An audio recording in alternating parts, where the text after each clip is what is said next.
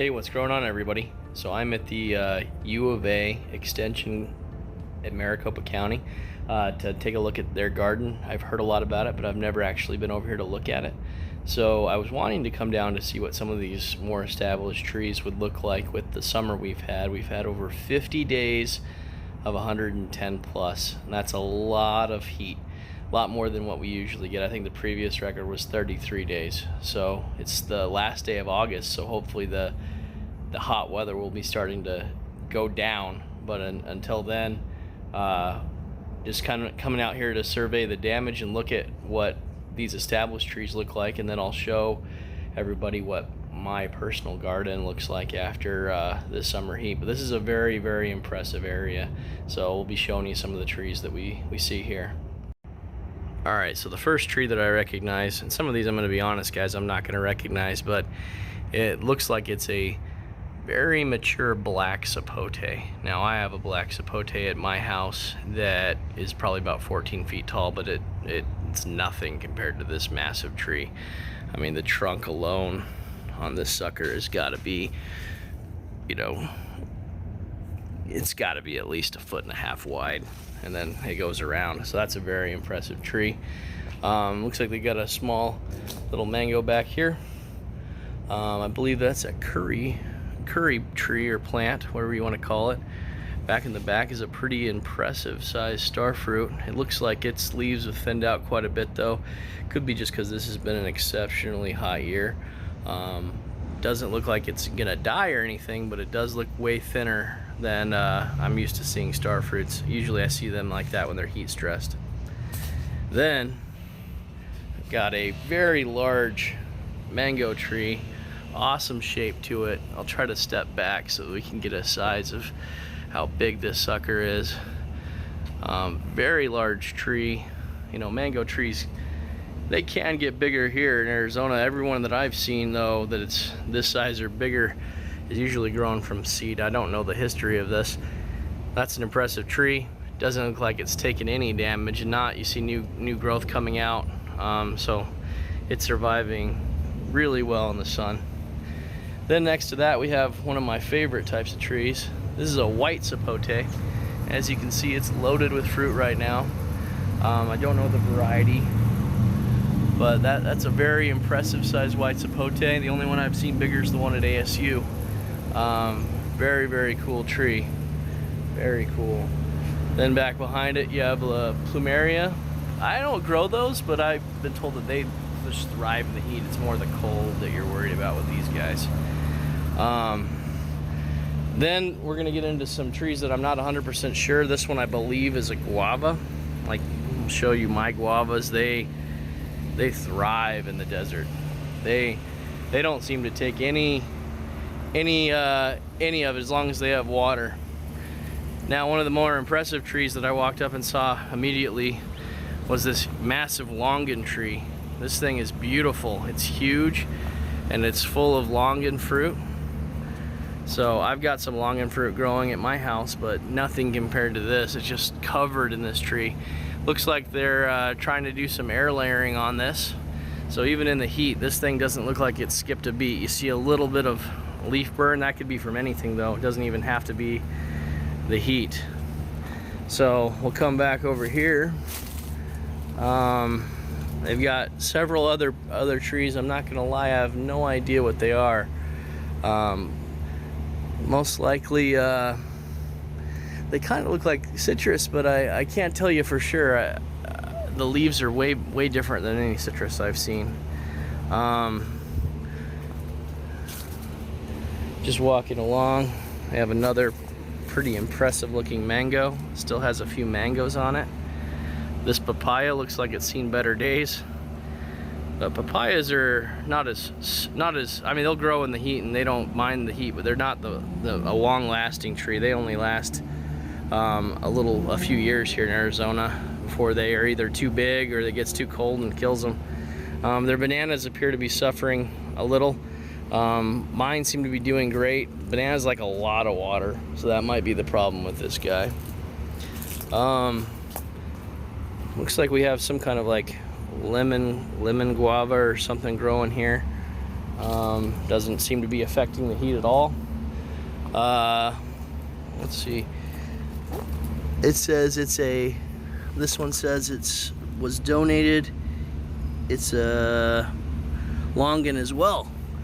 So this one doesn't have any fruit on it that I can see, but also doing just really well. So I think Longans, they can take this heat. Mine, I just have a little bit of shade protection. It seems to be doing really well. This to me looks like a patch of asparagus. Actually, that's exactly what that is. It's a very impressive patch of asparagus. Asparagus is killing it here in the summer. And then another awesome summer drought tolerant tree is a pomegranate. They've got several of these throughout the extension area. Just looks amazing. And then definitely a citrus here. Not sure the variety, but citrus do obviously great in Arizona. It's one of the main crops that they produce. Now I'm not going to go show everyone in this video the herb garden, but the U of A extension does have a large herb garden, and the herbs appear to be thriving in this heat. So these plants seem to be doing better in the heat than me. I'm melting already. So we'll show you my personal garden, and then we'll compare what's doing well at my house versus what's doing here well at the extension office, and hopefully we have shared experiences that we're seeing throughout the valley. We'll be back later with my garden.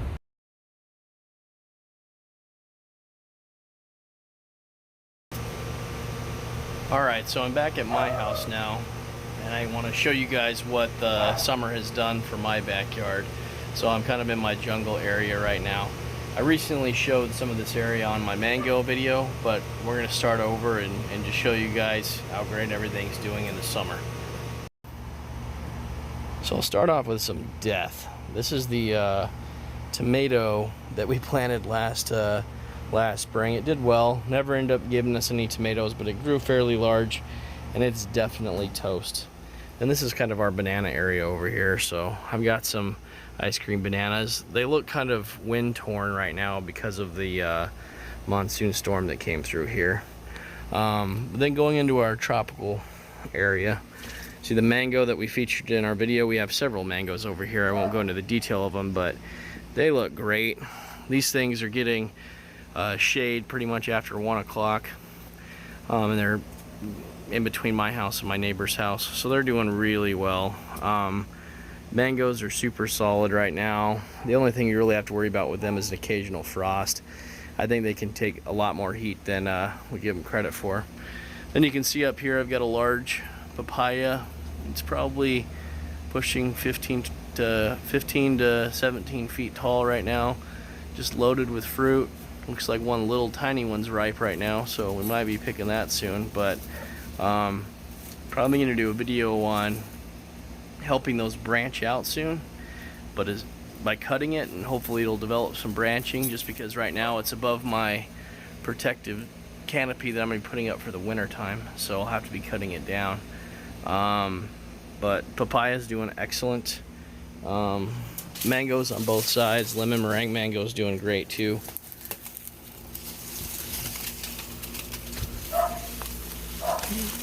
So coming through here, some more bananas, Valencia Pride mango. This is my lychee, and it gets quite a bit of sun protection from the banana above it. Also, that's also in the same location on the side yard, so it gets a lot more sun protection than I'm like. Then here's our longan. You can see the longans are starting to ripen. Not as big as the one we saw at the extension office, but these are doing great. I think they need a little bit of shade when they're getting started, but obviously we saw from the extension office that they do really well once established. This is my coconut cream mango. Like everybody else's, they're all contorted and crazy. This thing's just going nuts. Back in this corner is our sugar cane. Stuff just grows like a weed in the summer. And then, I know it's not as big as at the extension office. Let me plow through here. But here's a black sapote. Showed it in my last video. It's about 14 feet tall. Amazing tree. Then I've got some okra coming up, done really well. My blackberry though, let me remove this shade. It's definitely still alive and definitely still has some offshoots going in several directions, but before I covered it, man, that thing was taking a beating. So I'll be ripping up the dead shoots and allowing the new shoots to grow and possibly relocating them. Namdok my mango, solid producer here in the summer. This one is not getting the same summer protection as the ones on the side of my house, but you can tell by some of the leaves peeling that the sun does hit it. I haven't shaded it. I just want to see how it does all year with no protection. Hopefully it pulls through. We got some black timber bamboo that I got from Green Life. One shoot finally decided to emerge, and it's huge. So excited for that to start turning black. I have a Pakistan mulberry that I have right here. This thing is really blown up. These things love the sun. And then my patch of apple manzano bananas. The sun is not affecting them at all. They're doing great. My dragon fruit trellis that you guys saw the video of us making is doing great. We've got all these new shoots coming out, finally starting to come above the line. I'm going to tape them off a little bit better, but the dragon fruit's doing fantastic. I think growing them in a pot is definitely something people should consider trying to do here in the Phoenix Valley. Grapefruit tree, actually had to trim back some of the mulberry because it was choking off the light of the grapefruit, but really good flush leaves, a lot of new growth. Citrus, just, I think they can get heat stress, but a little bit of protection goes a long way with those. Here's my mulberry, my original mulberry. I'll have to step way back so we can get the whole thing in. That thing's a monster though. That top branch probably pushing 25 feet tall at that point, so I'm gonna have some major pruning to do on this sucker later on this year. For those of you guys who follow the channel, you've probably seen my cherry tree videos. I'm gonna do probably one last video on them, but my mini royal has definitely bit the big one. The Lapkin still has some green.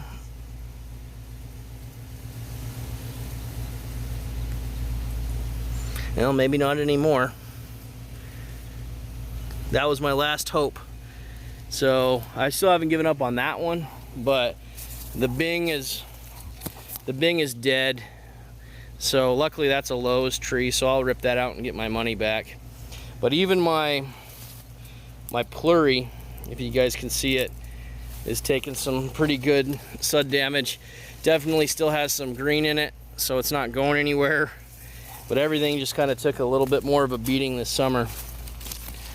My tiger panache fig, still alive, which I'm happy because for some reason that one's always been a curse for me. I can never get it to grow. I had a black mission fig that bit the big one this year. I think it was mainly just because kids walking back here knocked it over a few times more than anything.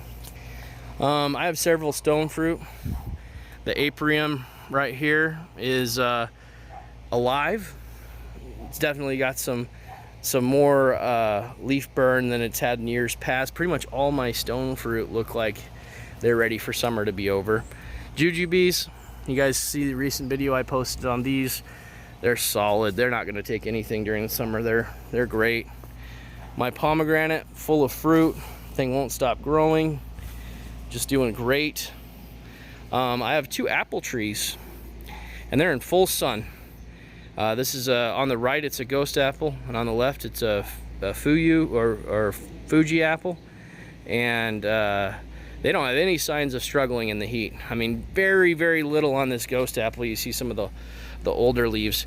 We actually didn't even get cold enough for this thing to lose its leaves last year, so really happy about the apples. If they had enough chill hours to give me apples, I'd probably like them even more. Black Beauty mulberry, this thing We planted it. We have a video of us planting it. Actually, after we planted it, I noticed some weird holes in it, and I thought that maybe it came from the nursery like that. But then I broke some of those branches with holes out because they were dying anyway, and actually found borer worms inside of it. So I treated that sucker, and it's actually bouncing off really good. I think all this has been new growth this year. So it's doing well. Small banana patch. This is where my banana patch originally started. I'm slowly moving it over, but these things are in full sun. Besides wind, I don't see anything wrong with growing bananas in full sun. They just they get their butts kicked by the monsoon winds and basically any dry winds. I've got a few guava trees over here. I think it's some kind of pink guava, and then a Mexican cream guava. I'm currently making a video on those, documenting the different stages, but I've actually got some Mexican cream guavas inside, and there's some down here ready to be harvested. The my big lang jujube, it's growing like a weed in the summer, no issues there. So here's some of our casualties. So bonanza peach that did not make it, and this is a tropic snow peach, still has some green left in it, so I'm hoping with the weather cooling down it'll spread off some new growth and won't completely die on us. So crossing my fingers on that. I'm not sure why these struggled as much. I know they're against a wall, but all my other stone fruits seem to be doing well. Even the cherry hybrids are doing better than these two did, so maybe it was just wrong place at the wrong time. I have my 3 pluots. I'm not going to walk back there, but most of them are multi-grafts, and they're all doing really well. They have some extra shade protection from the lemon tree and my neighbor's palm tree. Little moringa that I didn't even realize I had back here, just sprouting from seed. And then some I believe it's longevity spinach. I'm not 100% sure. I took it out of my raised bed, just threw it over here, and it just started flourishing. Did better here without getting water than it did in my raised bed, so I'll take it. Our large lemon tree, you know, maybe has a little bit of iron deficiency, but as far as sun damage, it looks great. No real issues there. Then I had to tie this sucker back. It's one of my Shangri-La mulberries. Actually, it's my only Shangri-La mulberry. I love this thing. The leaves are huge. Mulberries just in general just take the heat like a champ. I mean, look at how big that leaf is. You want a nice big leafy tree, that's the one to do. Have another mulberry in the back that I picked up from Green Life. It's a Florida Giant. Seedling loquat from Tropical Mango. That thing is just taking off. You guys that are following my channel know I had to transplant my avocado, so I don't think they would look this bad had I not transplanted. I'm not going to remove any of these dead leaves because they might actually help me protect a few leaves that are still on it and good. But it has now been 3 weeks, so I'm hopeful that with the weather cooling down, we'll have some time to establish the root zone here, and everything will take off and be okay. So I do have them under full shade, so although they're not in sun, they are getting plenty of water. Blackberry patch isn't looking too good. There is still some green on one of my blackberries, but I'm going to be starting that one over, putting in a better watering system to try to get it alive. So one of my most unfortunate casualties of this summer is my Marcus pumpkin avocado. It looked like it had some kind of dieback, so I cut it all back until I wasn't seeing the dieback, but I'm fairly certain that it's toast. But casualties of growing in the desert sometimes. Sometimes it just doesn't work out no matter how prepared you are. Some more loquats that I have over here. I've got an Oscar mulberry. Looks like this sucker could use a little water right now. We did get a monsoon storm, so I turned my water off. It looks like I need to turn it back on. White sapote. One of my original tropical experiments was with the white sapote, so I always want to have one of these guys. It's the first one I've had at this house that's actually pulling through. And I'm just giving it a little bit of shade, but it gets an opening of sunlight in the middle of the day because the sun actually comes up this way. So it gets a good amount of sun throughout the day in the summer, so hopefully it'll do well. Both of those are underneath the canopy of my orange trees. I have an orange and a tangelo, and both of those are doing well. Over here I had another, not complete loss, but passion fruit vine. If you guys saw it in the beginning of the summer, it was actually doing really well. It covered the entire fence line. But due to a watering issue with my automatic system and with the intense heat, a good portion of it didn't make it, so we cut it back because it was looking dead. But a good portion of it's still alive. That actually did some good for my jamun or Java plum tree. This thing was just a seedling, and it's actually taking off in a lot of different directions. Kind of an odd growth habit right now, so I might have to prune it to make it more tree-like, but I kind of just want to see where it goes. But you can see down here that passion fruit vine is still alive. That's a thick vine, so it's produced, it has a lot of offshoots that are still making it. I'm going to pause for a second while I walk around. All right, so as you can see, though, part of my passion fruit vine is still hanging in there. It's growing out really good on the trellis that my son built this year, going over to the new trellis. So we're going to continue to hopefully see the passion fruit just thrive. I've got a little pinto palm. My daughter made a video planting that this year, and it's putting up quite a bit of new growth as well. And then really the last tree on the video, just showing you guys, is going to be my Barbados cherry. And these things are superstars when it comes to the heat. I recommend planting these in the hottest part of your yard. So right now this one is let's see if I can get it's got a lot of little flowers. Haven't seen if there's any new cherries on it right now, but it's just full of flowers. I do see some cherries starting to form, which is pretty cool. But these things, they're like tanks when it comes to the summer and the heat. I worry more about them in the winter time. My front yard, there's not much to look at. We've kind of had to remove everything because of our microclimate changing. But I did yesterday plant a date palm, and we have a video for that we posted as well. So the summer can be challenging here. I think the summer's a whole lot easier than the winter. As long as you have the right watering schedule, the right drainage, and the right microclimate, your stuff can thrive with little attention in the summertime. It's the winter time that some of the trees really struggle, especially the tropicals. So don't let the summer discourage you. If you failed, you can always try again, learn the lessons you learned last year. Even with the heat, I had a lot less trees die this year than I did last year, a lot less. So it's just one of those things, you pay for an education. Sometimes the education's the trees that die. But any questions, just feel free to put it in the comments, and like and subscribe to our channel. We really appreciate everyone that subscribes and watches our content. It helps us keep motivated to make more. So thank you. See you next time. Bye.